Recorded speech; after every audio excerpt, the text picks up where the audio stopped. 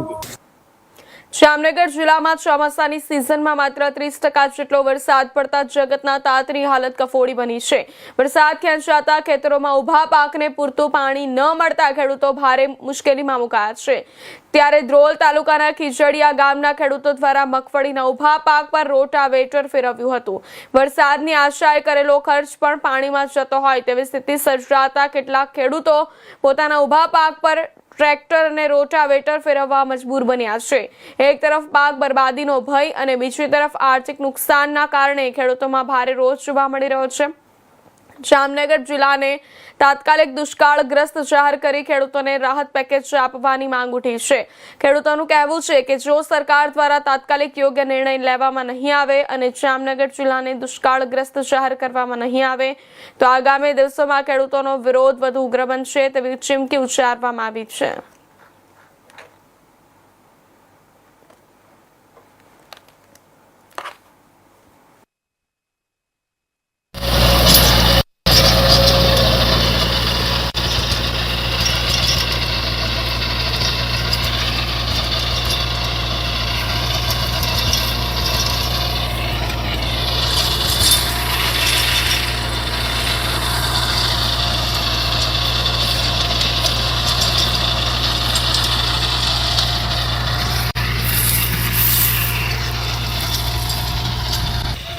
જય જગન્નાથ જાડેજા। આપ જોઈ શકો છો આગલા વિડીયોમાં હું તમને અત્યારે આ બતાવું છું કે ધ્રોલ તાલુકાનું ખીજડીયા ગામ, જો કે મારું ગામ, અત્યારે આ ખેડૂતોએ વરસાદની અછત થવાથી મગફળી આખો પાક ફેલ થઈ ગયો છે। 20 થી 25 વીઘાની મગફળીમાં આ ખેડૂતોએ અત્યારે રોટાવેટર મેકી દીધું છે। ધ્રોલ તાલુકામાં ઘણા ખેડૂતોના મને ફોન આવ્યા છે કે અત્યારે ભાઈ વરસાદની ખેંચથી રોટાવેટર મેકવામાં આવ્યું છે ઝાડિયા, માનસર, ખીજડીયા, ખેંગારકા જેવા ગામોમાં જે વરસાદની અસર છે પૂરેપૂરી।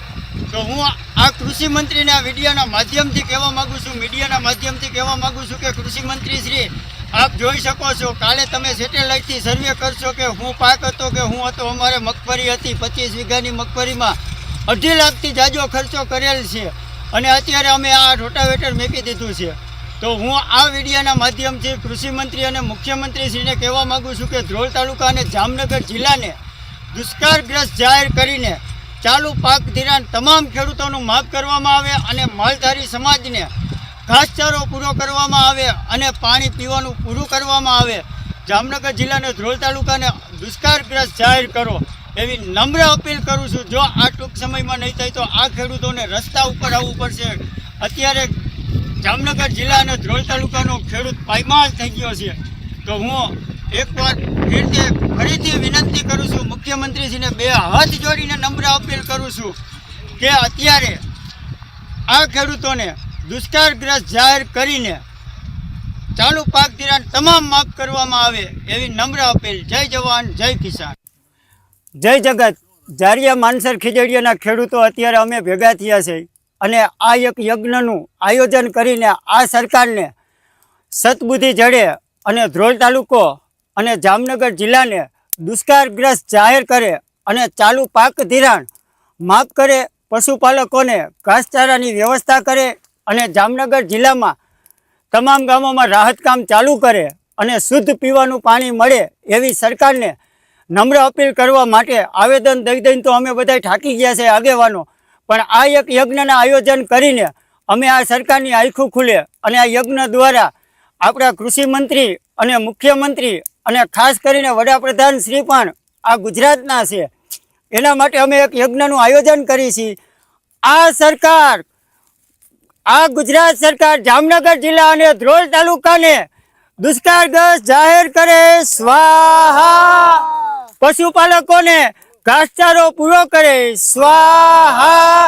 સૌનીનું યોજનાનું જે પાણી આવે છે જામનગર જિલ્લાને શુદ્ધ પીવાનું પાણી આપે, સ્વાહા।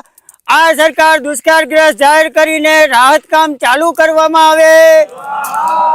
આ મુખ્યમંત્રીને અને કૃષિ મંત્રીને સદબુદ્ધિ આપે। આપણા વડાપ્રધાન શ્રી નરેન્દ્રભાઈ મોદી ગુજરાતના છે, તો એને આ દુષ્કાળ દેખાઈને જામનગર જિલ્લાને દુષ્કાળગ્રસ્ત જાહેર કરે।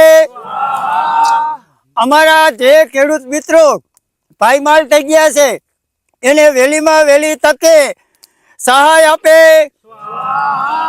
અમારે જે આ તમે 2 હેક્ટરના 22,000 દિયો એ નથી જોતા. અમારા ખેડૂતનું સંપૂર્ણ ધિરાણ માફ કરે.